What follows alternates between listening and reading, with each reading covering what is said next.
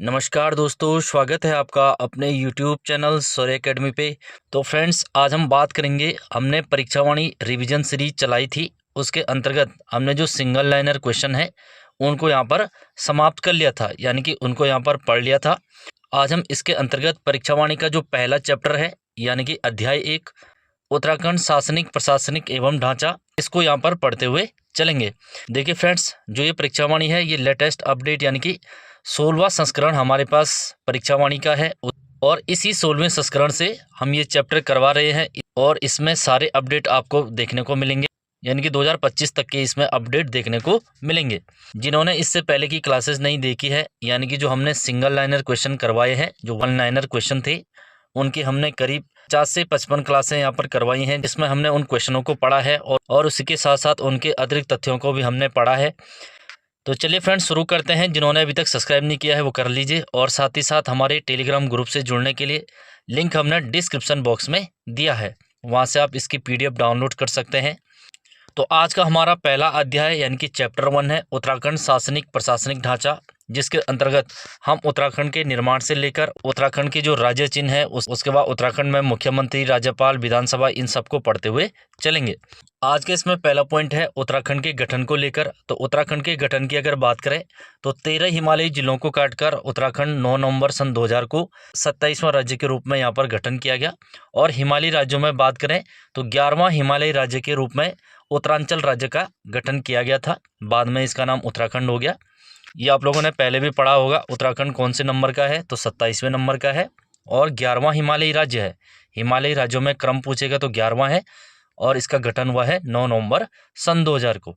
देखिए फ्रेंड, उत्तरांचल नाम से उत्तराखंड का गठन होता है और 1 जनवरी सन 2007 को इसका नाम उत्तरांचल से उत्तराखंड कर दिया जाता है। इसके बारे में हमने पहले भी पढ़ाया था। उत्तरांचल का नाम उत्तराखंड कब कर दिया गया तो 1 जनवरी 2007। जैसे ही राज्य का गठन होगा सन 2001 में क्या किया जाता है, राज्य सरकार द्वारा राज्य के प्रतीक चिन्हों का यहाँ पर निर्धारण भी किया जाता है। प्रतीक चिन्ह क्या होते हैं, किसी भी चीज़ को दर्शाने के लिए जो दिए गए सिंबल है वही प्रतीक चिन्ह है। जैसे पहला है इसमें राज्य चिन्ह। राज्य चिन्ह की अगर बात करें तो ये क्यों निर्धारित किया गया है तो शासकीय कार्यों के लिए ये निर्धारित किया गया है। इसी के साथ साथ इसमें क्या दिखाया गया है तो उत्तराखंड के भौगोलिक स्वरूप की झलक इसमें देखने को मिलती है। अब हम बात करेंगे उत्तराखंड का राज्य चिन्ह। राज्य चिन्ह है क्या? राज्य चिन्ह के अंतर्गत अगर देखें तो एक गोलाकार मुद्रा में 3 पर्वत चोटियों की श्रृंखला और उसके नीचे गंगा की 4 लहरों को दर्शाया गया है।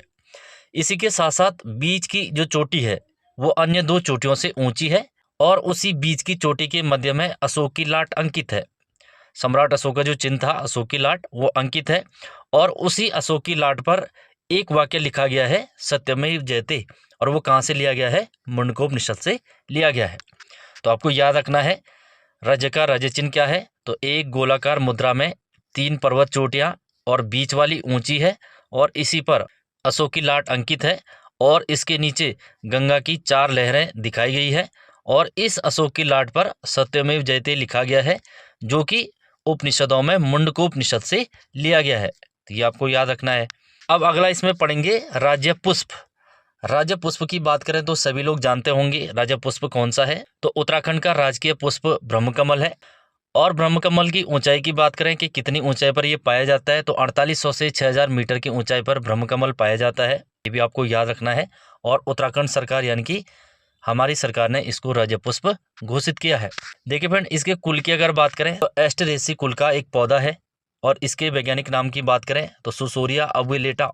सुसोरिया अविलेटा इसका वैज्ञानिक नाम है या बॉटनिकल नेम है। इसी के साथ साथ इसकी प्रजातियों की अगर बात करें तो उत्तराखंड में इसकी टोटल 24 प्रजातियां पाई जाती हैं और पूरे विश्व में अगर बात करें तो पूरे विश्व में 210 प्रजातियां यहाँ पर पाई जाती हैं। ये भी आपको याद रखना है। उत्तराखंड में ब्रह्मकमल की कितनी प्रजातियां हैं तो 24 है और पूरे विश्व में 210 हैं। इसका नाम सुसोरिया अविलेटा है और यह 4800 से लेकर 6000 मीटर की ऊंचाई पर पाया जाता है। ये 3-4 पॉइंट हैं, ये आपको याद रखना है। इसके बारे में अगर अगला पॉइंट देखें तो इसकी जो मुख्य प्रजातियां हैं जैसे सुसोरिया ग्रामिनिफोलिया, जिसको फेन कमल कहते हैं, इसी के साथ साथ सुसोरिया लप्पा, सुसोरिया सिमेसोनिया तथा सुसोरिया मग्रासोसिफेरा, जिसको कस्तूरा कमल के नाम से जाना जाता है। ये सारी क्या है उत्तराखंड में पाए जाने वाली इसकी प्रमुख प्रजातियां हैं। इसकी उत्तराखंड में 24 प्रजातियां पाई जाती हैं और पूरे विश्व में 210 प्रजातियां पाई जाती हैं। अगर इसके कलर की बात करें तो इस सब का कलर होता है बैंगनी रंग का। तो ब्रह्मकमल का रंग कैसे होता है, तो बैंगनी यानी कि पर्पल कलर का ये होता है। और कहाँ ये पाया जाता है, तो उत्तराखंड के फूलों की घाटी, केदारनाथ, शिवलिंग बेस, पिंडारी ग्लेशियर आदि क्षेत्रों में यह बहुतायत मात्रा में पाया जाता है। स्थानीय भाषा की बात करें तो स्थानीय भाषा में इसे कौल पदम के नाम से भी जाना जाता है, कौल पदम।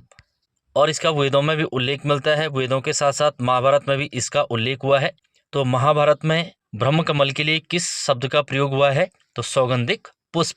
ये भी आपको याद रखना है, महाभारत में क्या कहा गया है, तो सौगंधिक पुष्प कहा गया है। इसके साथ साथ यदि पौराणिक मान्यता देखें तो पौराणिक मान्यता के अनुसार इस पुष्प को केदारनाथ स्थित भगवान शिव को अर्पित करते हैं और उसके बाद इसी को प्रसाद के रूप में बांटा जाता है। और माता नंदा की या मां नंदा की पूजा भी ब्रह्मकमल से की जाती है, ये भी आपको याद रखना है।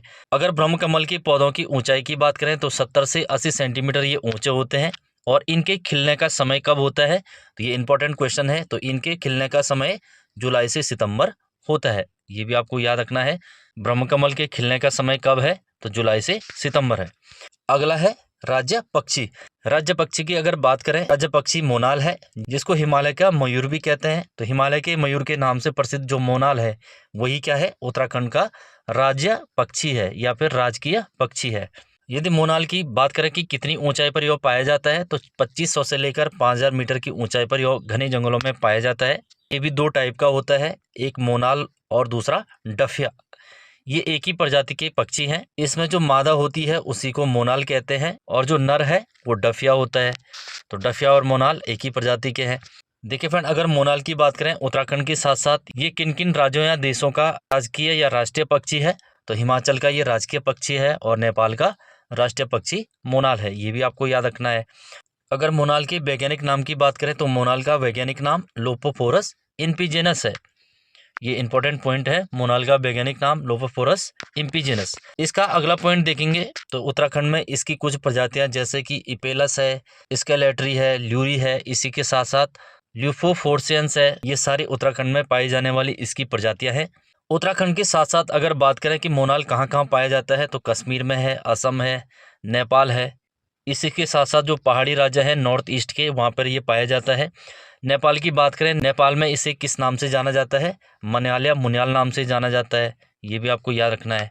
अगर इसके रंगों की बात करें, यह नीले, काले और हरे रंगों का मिश्रण वाला पक्षी है। और इसकी पूंछ की बात करें तो पूंछ इसकी हरी होती है।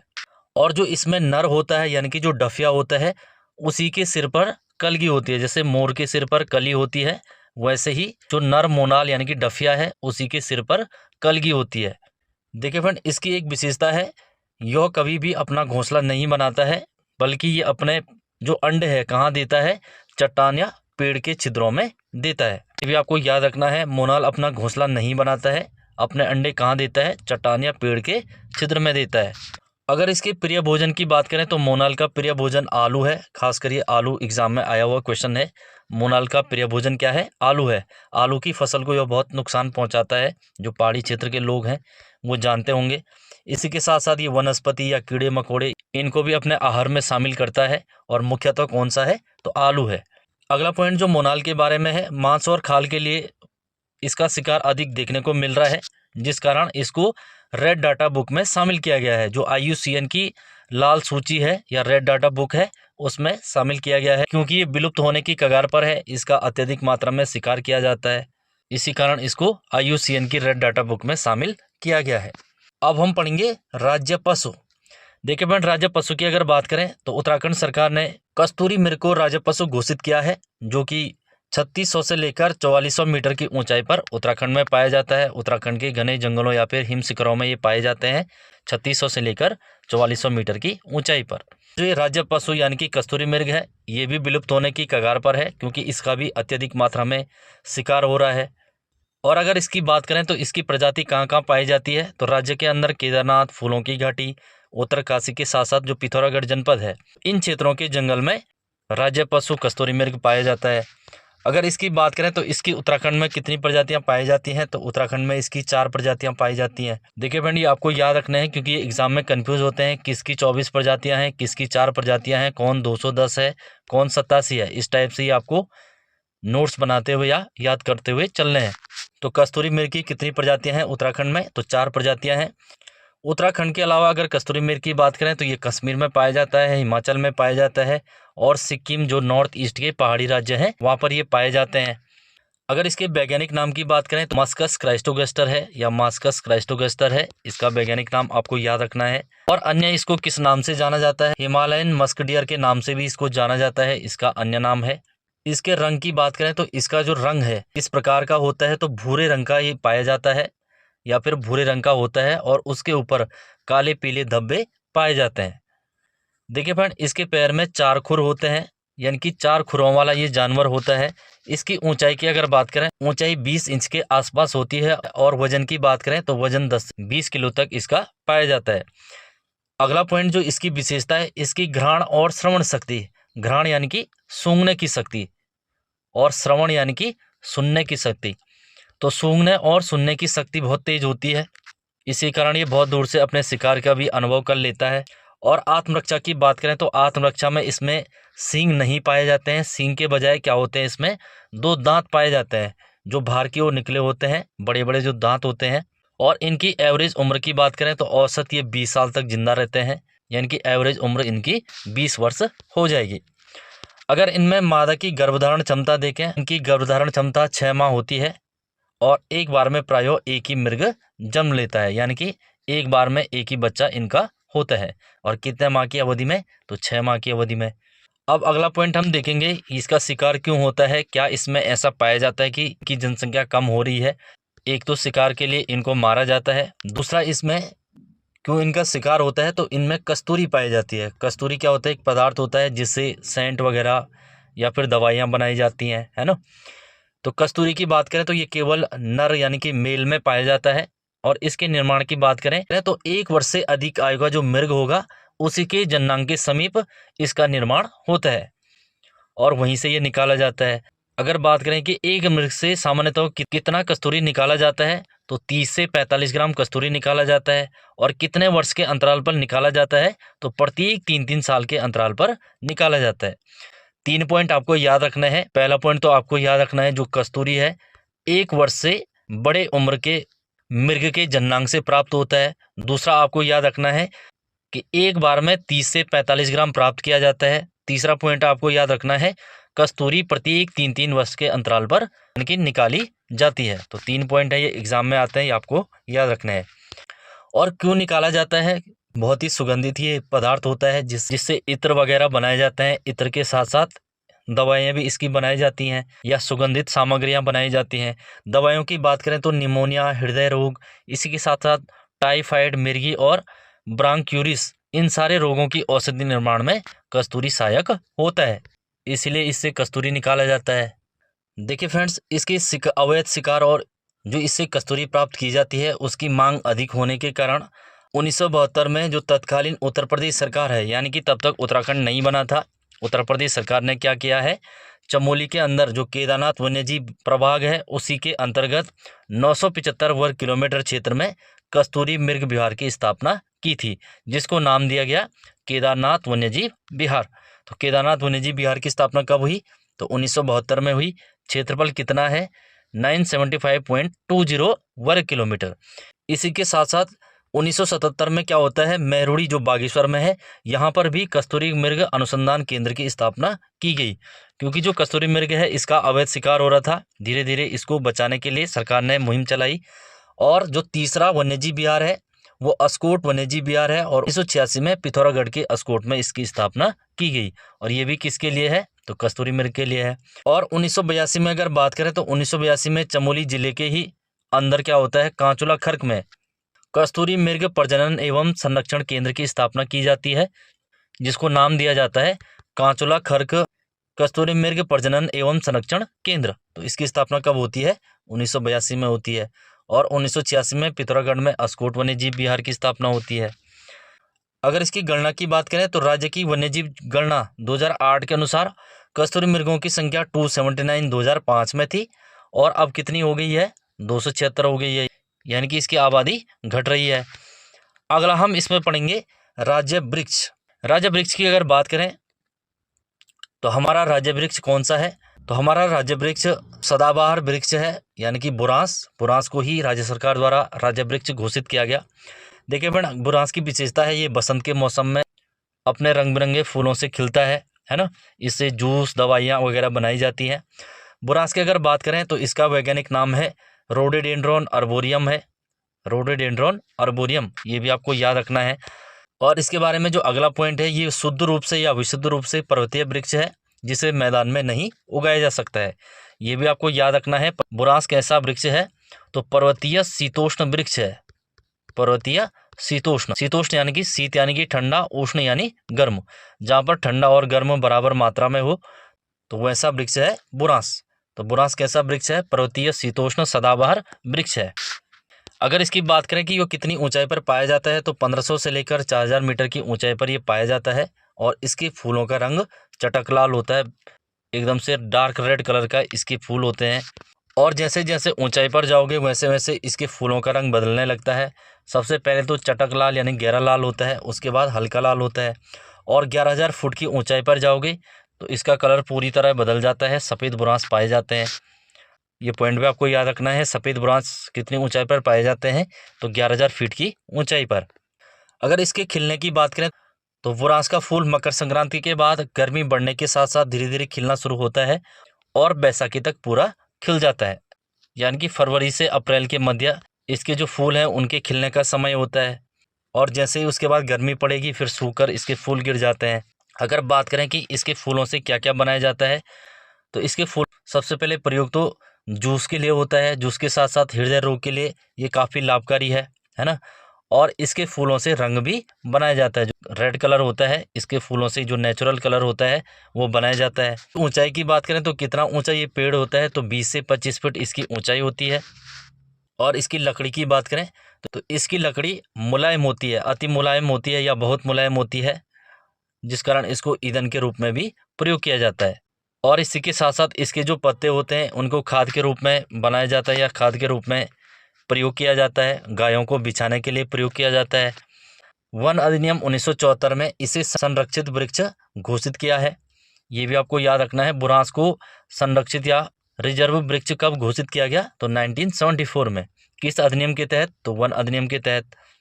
अब हम पढ़ेंगे शासन और प्रशासन, यानी कि उत्तराखंड की जो शासन व्यवस्था वो कैसी है, मुख्यमंत्री, राज्यपाल, किस किस की यहाँ पर व्यवस्था की गई है, प्रशासन के अंदर कौन सा काम किसको सौंपा गया है। देखिए फ्रेंड्स, सबसे पहले हम बात करेंगे प्रशासन के बारे में। देश के अन्य राज्यों की तरह ही उत्तराखंड में भी जो शासन प्रशासन है वो संविधान के भाग 6 यानी कि अनुच्छेद 152 से लेकर 237 तक के अंतर्गत संचालित होता है। यानी कि शासन प्रशासन की व्यवस्था संविधान के भाग 6 में दी गई है और आर्टिकल 152 से लेकर 237 तक दी गई है। पहला पॉइंट तो आपको यही याद रखना है। देखिए फ्रेंड, उत्तराखंड में शासन की अगर बात करें तो संविधान के अनुरूप ही राज्य में शासन प्रशासन की संसदात्मक प्रणाली लागू की गई है। और इसके 3 प्रमुख अंग हैं। संसदात्मक प्रणाली यानी कि संसद द्वारा जो प्रणाली लागू की गई है तो उसको राज्य के अंदर भी लागू किया गया है। सबसे पहले इसमें अगर संसदात्मक प्रणाली में देखें तो कौन कौन से 3 अंग हैं। पहला तो है कार्यपालिका। कार्यपालिका के अंतर्गत कौन कौन शामिल होता है? कार्यपालिका में राज्यपाल आता है, मंत्रिपरिषद आती है, सचिवालय आता है और महाधिवक्ता यहाँ पर आता है। और जो सारे विभाग हैं या सचिवालय के अंदर जो विभाग हैं वो सारे किस में आते हैं? कार्यपालिका के अंतर्गत आते हैं। दूसरा है यहाँ पर विधानमंडल।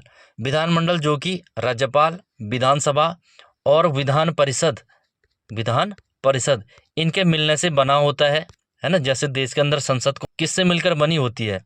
लोकसभा, राज्यसभा। वैसे ही राज्य के अंदर विधानमंडल है वो किससे मिलकर बना होता है? राज्यपाल, विधानसभा और विधान परिषद। उत्तराखंड में विधान परिषद नहीं है, इसीलिए 2 ही आएगा इसमें, राज्यपाल और विधानसभा। तीसरा यहाँ पर है न्यायपालिका, यानी कि जो हाई कोर्ट की व्यवस्था की गई है उसके बारे में हम पढ़ेंगे। चौथा इसमें कार्यपालिका, एग्जीक्यूटिव, जो सारे काम करवाती है या फिर राज्य के अंदर जो भी वर्क होते हैं कार्यपालिका उसको करवाती है। तो इसमें सबसे पहले हम पढ़ेंगे राज्यपाल। राज्यपाल जो कि राज्य का प्रथम व्यक्ति होता है। जैसे कि देश में पहला व्यक्ति कौन होता है? राष्ट्रपति होता है और राज्य के अंदर राज्यपाल होता है। जो राष्ट्रपति का काम देश के अंदर है वही राज्यपाल का काम राज्य के अंदर है। जो प्रधानमंत्री का काम देश के अंदर है वही मुख्यमंत्री का काम राज्य के अंदर है। ये पॉइंट आपको याद रखना है, नोट रखना है। पहला इसमें राज्यपाल। देखिए बट राज्यपाल की अगर बात करें तो आर्टिकल 153 के अनुसार राज्यपाल की प्रत्येक राज्य के लिए व्यवस्था की गई है, यानी कि प्रत्येक राज्य में राज्यपाल होगा, किसमें कहा गया है आर्टिकल 153 में। और इसकी नियुक्ति कौन करेगा, तो राष्ट्रपति करेगा। कितने वर्षों के लिए, 5 साल के लिए की जाती है। और जो राज्यपाल है वो कब तक अपने पद पर रहता है, तो राष्ट्रपति के प्रसाद पर्यंत, यानी कि जो राष्ट्रपति इसको चाहे तो 5 साल रख सकता है, चाहे तो 1 ही साल या 1 ही महीने में भी हटा सकता है। सीधे सीधे हम कह सकते हैं कि जो राष्ट्रपति है उसकी मर्जी पर राज्यपाल का कार्यकाल डिपेंड होता है, यानी कि राष्ट्रपति के प्रसाद पर्यंत तक राज्यपाल अपने पद पर बना रहता है। ये इंपॉर्टेंट पॉइंट है, ये आपको याद रखना है। और दो चीज़ें यहाँ पर है, 153 में तो प्रत्येक राज्य में राज्यपाल होगा, और 155 के तहत जो राष्ट्रपति है वो राज्यपाल की नियुक्ति करता है। दोनों आर्टिकल आपको याद रखना है, 153 और 155। नेक्स्ट है राज्यपाल राज्य का प्रथम नागरिक होता है। जैसे मैंने बताया, देश में राष्ट्रपति होता है, राज्य में राज्यपाल होता है। और इसके साथ साथ राज्य कार्यपालिका का संवैधानिक प्रमुख कौन होता है, तो वो भी राज्यपाल होता है। यानी कि जितने भी कार्य होते हैं ये राज्यपाल के अंडर ही होते हैं, राज्यपाल के नाम से होते हैं, इसलिए राज्य कार्यपालिका का प्रमुख कौन होता है, राज्यपाल होता है। अगला पॉइंट है राज्य की कार्यपालिका शक्ति राज्यपाल में निहित होती है। जैसे कि मैंने बताया है, कार्यपालिका का जो प्रमुख होता है वो राज्यपाल होता है, इसलिए सारी शक्ति किसमें निहित है, तो राज्यपाल में है। और जो इसकी शक्तियां हैं इसका प्रयोग यह संविधान के अनुसार स्वयं या अपने अधीनस्थ अधिकारियों की सहायता से करता है। और लास्ट पॉइंट है राज्यपाल के बारे में, राज्य के समस्त कार्य राज्यपाल के नाम से ही किए जाते हैं। जैसे कि देश में सारे कार्य राष्ट्रपति के नाम से किए जाते हैं, करता कौन है, प्रधानमंत्री करता है, वैसे ही सारे किसके नाम से किए जाते हैं, राज्यपाल के नाम से, और करता कौन है, मुख्यमंत्री है ना। जब तक राज्यपाल के साइन नहीं हुए या राष्ट्रपति के देश के अंदर साइन नहीं हुए तब तक वो काम आगे नहीं बढ़ेगा। अब हम इसमें पढ़ेंगे मंत्रिपरिषद। देखिए फ्रेंड, मंत्रिपरिषद होती क्या है, यानी कि बहुत सारे मंत्रियों से मिलकर जो भी परिषद है वही क्या है, मंत्रिपरिषद है। या विधानसभा में जितने भी मंत्री हैं उनकी एक जो परिषद है वही मंत्रिपरिषद है। इसकी अगर बात करें तो आर्टिकल 163 के अनुसार क्या कहा गया है कि उन बातों को छोड़कर जिसमें राज्यपाल स्वविवेक से कार्य करता है। अभी हमने पढ़ा था कि राज्यपाल को शक्तियां हैं, वो अपने तरीके से उन शक्तियों का प्रयोग करता है। तो उन्हीं बातों को छोड़कर जिनमें राज्यपाल स्वविवेक से कार्य करता है, अन्य कार्य के निर्वाह में उसे सहायता प्रदान करने के लिए मंत्रिपरिषद की व्यवस्था की जाएगी, और जिसका प्रधान मुख्यमंत्री होगा। यानी कि हम कह सकते हैं राज्यपाल के कार्यों की सहायता के लिए मंत्रिपरिषद की व्यवस्था की जाती है, और इस मंत्रिपरिषद का प्रधान कौन होता है, तो मुख्यमंत्री होता है। तो मंत्रिपरिषद कौन से आर्टिकल में है, तो 163 में है। अगर मुख्यमंत्री की बात करें तो मुख्यमंत्री की नियुक्ति कौन करता है, तो राज्यपाल सबसे पहले क्या करता है, मुख्यमंत्री की नियुक्ति करता है आर्टिकल 164 के तहत, जबकि 163 में क्या है, मंत्रिपरिषद है ना, और 164 में क्या है, मुख्यमंत्री है। पहले राज्यपाल क्या करता है, 164 के तहत मुख्यमंत्री बनाता है, और इसी मुख्यमंत्री की सलाह पर 163 के तहत अन्य मंत्रियों की भी नियुक्ति करता है। तो ये आपको याद रखना है, अन्य मंत्रियों की नियुक्ति यानी कि मंत्रिपरिषद की नियुक्ति 163 में और मुख्यमंत्री 164 में है। और किसकी सहायता के लिए ये होते हैं, तो राज्यपाल के कार्यों की सहायता के लिए होते हैं। जैसे ही इनकी ये नियुक्ति करेगा तो संविधान की अनुसूची 3 के तहत राज्यपाल सभी मंत्रियों यानी कि मुख्यमंत्री सहित सभी मंत्रियों को पद एवं गोपनीयता की शपथ दिलाते हैं। तो मंत्रिपरिषद के मंत्रियों और मुख्यमंत्री को शपथ कौन दिलाता है, तो राज्यपाल दिलाता है। किस अनुसूची के तहत, तो अनुसूची 3 के तहत। अगर इन्हीं मंत्रियों के कार्यकाल की बात करें तो मंत्रिपरिषद के जो भी सदस्य हैं उनका कार्यकाल राज्यपाल के प्रसाद पर्यंत तक होता है, यानी कि जब तक राज्यपाल चाहे उनको रख सकता है। राज्यपाल को लग गया कि मंत्री काम सही नहीं कर रहा है तो उसको हटा सकता है। अगला पॉइंट है, जो राज्य की मंत्रिपरिषद है ये क्या करती है, अनेक प्रशासनिक और विधायी है यानी कि कानूनी के साथ साथ वित्तीय जो पैसों से संबंधित है, तो ये सारे कार्य कौन करती है, तो मंत्रिपरिषद करती है। अब इनका काम है क्या, राज्य के अंदर शासन चलाना, जो ये मंत्रिपरिषद है। और जो ये मंत्रिपरिषद है यही क्या है, वास्तविक कार्यपालिका का कार्य करती है। अभी हमने पढ़ा था कार्यपालिका का प्रमुख कौन होता है, तो राज्यपाल होता है। और राज्यपाल के कार्यों के लिए किसकी नियुक्ति की जाती है, तो मंत्रिपरिषद की नियुक्ति की जाती है। और जो ये मंत्रिपरिषद है यानी कि जो मंत्री हैं, अब यही लोग क्या करेंगे, सारा कार्य करेंगे। इसलिए कार्यपालिका में जो वास्तविक कार्य करने वाले हैं वो कौन है, तो मंत्रिपरिषद हो जाएगा। जबकि किसके नाम से है? राज्यपाल के नाम से है। तो यहाँ पर 2-3 पॉइंट आपको याद रखने हैं। राज्य कार्यपालिका का प्रधान कौन होता है? तो राज्यपाल होता है। राज्यपाल की सहायता के लिए मंत्रिपरिषद का गठन किया जाता है और वही मंत्रिपरिषद वास्तविक कार्यपालिका का कार्य करती है। तो वास्तविक कार्यपालिका का कार्य कौन करता है? तो मंत्रिपरिषद करती है। और कार्यपालिका का वास्तविक प्रधान कौन होता है? तो वो मुख्यमंत्री होता है। ये 3 पॉइंट आपको याद रखना है। वास्तविक काम कौन कर रहा है? वास्तव में देखा जाए तो काम कौन करते हैं? मंत्री करते हैं। और इन मंत्रियों का प्रमुख कौन होता है? तो मुख्यमंत्री होता है। इसीलिए कार्यपालिका का वास्तविक प्रधान कौन होता है? मुख्यमंत्री होता है। जबकि सिंपल क्वेश्चन आएगा, कार्यपालिका का प्रधान कौन होता है? तो राज्यपाल होता है। वास्तविक कौन होता है? तो तब मुख्यमंत्री हो जाएगा, क्योंकि काम तो सारे मुख्यमंत्री करवाता है राज्यपाल के नाम से। अगला हम पढ़ेंगे मुख्यमंत्री। देखिए फ्रेंड, मुख्यमंत्री की बात करें तो राज्य कार्यपालिका का वास्तविक प्रधान मुख्यमंत्री होता है। जैसे मैंने बताया है, राज्य कार्यपालिका का वास्तविक प्रधान कौन है? तो मुख्यमंत्री। वास्तव में काम कौन करवा रहा है? तो मुख्यमंत्री करवा रहा है। तो किसके नाम से होते हैं? तो राज्यपाल के नाम से होते हैं। वैसे ही देश के अंदर प्रधानमंत्री और राष्ट्रपति होते हैं। अगला पॉइंट है, जो मुख्यमंत्री है राज्य शासन का कप्तान कहलाता है और इसी के साथ साथ जो मंत्रिमंडल है उसमें इसकी विशिष्ट स्थिति होती है, यानी कि इसका ये मुखिया होता है। सारे मंत्रिमंडल का मुखिया होता है। मंत्रियों की नियुक्ति इसी की सलाह पर राज्यपाल करता है। अगर इसके कार्य एवं दायित्वों की बात करें तो इसके कार्य राज्य के अंदर वही है जो देश के अंदर प्रधानमंत्री के होते हैं। इसलिए इसको प्रधानमंत्री का लघु रूप भी कहा जाता है। राज्य के अंदर कौन करता है? मुख्यमंत्री, और देश के अंदर प्रधानमंत्री। इसलिए मुख्यमंत्री प्रधानमंत्री का छोटा रूप कहा जा सकता है। पुष्कर सिंह धामी अभी 12वें मुख्यमंत्री हैं। अब हम पढ़ेंगे सचिवालय। तो सचिवालय के जो सदस्य होते हैं वो मंत्रिपरिषद के सदस्य ही होते हैं, यानी कि जनप्रतिनिधि होते हैं। जो जनता द्वारा प्रतिनिधि भेजे गए हैं, अपना विधायक भेजा गया है, वही क्या होते हैं? सचिवालय के सदस्य होते हैं। और इस सचिवालय को चलाने के लिए या सचिवालय कहते किसे हैं? तो आवश्यक जो प्रशासनिक कार्य हैं उसकी सहायता एवं परामर्श के लिए क्या होता है? एक मुख्य सचिव के नेतृत्व में प्रशासनिक निकाय का गठन किया जाता है। और यही प्रशासनिक निकाय क्या है? सचिवालय कहलाता है। यानी कि इसमें जो भी मेंबर हैं उनका नेता या उनका मुखिया कौन होता है? मुख्य सचिव कहलाता है। मुख्य सचिव, यानी कि सचिवालय का जो प्रशासनिक अध्यक्ष होता है उसको क्या कहते हैं? मुख्य सचिव कहते हैं। और इसमें जो प्रत्येक विभागों के सचिव हैं तो उसको क्या कहते हैं? शासन सचिव कहते हैं। ये इंपॉर्टेंट पॉइंट है, ये आपको याद रखना है। सचिवालय के प्रशासनिक अध्यक्ष को मुख्य सचिव और प्रत्येक विभागों के सचिव को शासन सचिव के रूप में जाना जाता है। और मुख्य सचिव या शासन सचिव की बात करें तो ये प्रायः वरिष्ठ जो IAS अधिकारी होता है या अनुभवी सदस्य होता है वही इसका सचिव बनता है। और जो ये सचिवालय है इसका कार्य क्या होता है? तो सचिवालय का कार्य राज्य प्रशासन के पर्यवेक्षण और निदर्शन के साथ साथ इनके कार्यों पर नियंत्रण करना भी होता है। और इसका जो अन्य कार्य है, सरकारी नीति, यानी कि सरकार जो भी नीतियां बनाती है, नए नए रूल या पॉलिसीज लाती है, तो उन नीतियों के लिए जो आवश्यक सामग्री है उनको एकत्रित करना, फिर उनका विश्लेषण करना कि नीतियां सही है या नहीं है, और उसके बाद अपनी रिपोर्ट मंत्रिपरिषद के सम्मुख प्रस्तुत करना किसका कार्य है? तो सचिवालय का कार्य है। तो यहीं से वो सारे नियम कानून बनाए जाते हैं। अगला पॉइंट इसमें देखें तो राज्य प्रशासन में जो मुख्य सचिव का पद है वही यहाँ पर क्या है? सर्वाधिक महत्वपूर्ण पद है। ये महत्वपूर्ण क्यों है?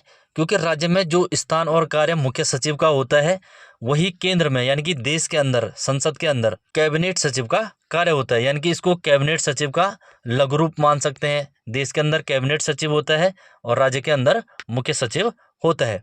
और इसी मुख्य सचिव को राज्य प्रशासन की धुरी कहा जाता है। ये पॉइंट भी आपको याद रखना है। राज्य प्रशासन की धुरी किसे कहते हैं? तो मुख्य सचिव को कहते हैं। और देश के अंदर तो कैबिनेट सचिव को कहते हैं। इसीलिए ये इंपॉर्टेंट है, ये आपको याद रखना है। तो फ्रेंड्स, इसको यहीं पर समाप्त करते हैं। इसका जल्द दूसरा भाग हम लेके आएंगे। और जो ये परीक्षा वाणी है, यानी कि 16वां संस्करण लेटेस्ट अपडेट है, इसको हम पढ़ रहे हैं। जिन्होंने अभी तक सब्सक्राइब नहीं किया है वो कर लीजिए। और साथ ही साथ हमारे टेलीग्राम ग्रुप से जुड़ने के लिए लिंक हमने डिस्क्रिप्शन बॉक्स में दिया है, वहाँ से इसकी PDF डाउनलोड कर सकते हैं। Thank you for watching. मिलते हैं अगली क्लास में।